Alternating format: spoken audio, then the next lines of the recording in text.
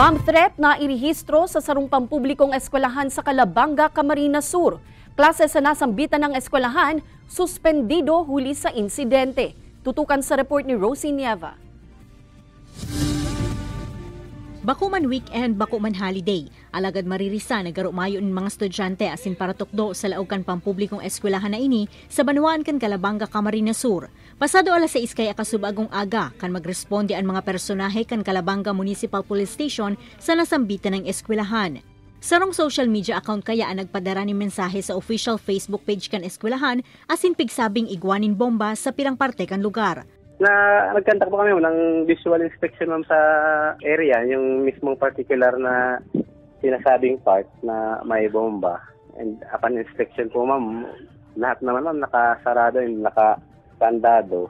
Para masyerto ang seguridad kan mga kaakian, bigsuspender na muna kan administrasyon kan eskwelahan ang klase ngunya na aldaw. Sa inisyal na investigasyon kan PNP, mayo man inadiskubring bomba sa lugar. Alagad mapadagos pa ang gigibuhong investigasyon kan kapulisan para masusug ang taong nasa likod kan nasambitan ng insidente.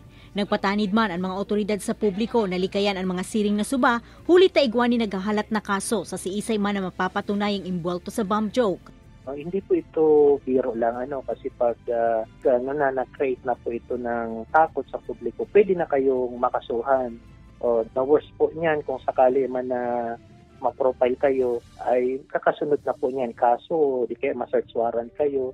Marami pong pwede, basta ang pinakano dyan, mapapailan sila ng kaso. Kaya doon sa mga hindi wag pong gawing biro ito, hindi po ito maganda at ito po ay labag sa batas.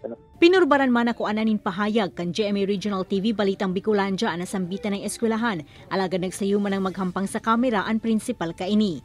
Alagad sigun sa iya, dahil hindi pigtotolerar ang siring na klase nin suba kan si isay man na individual.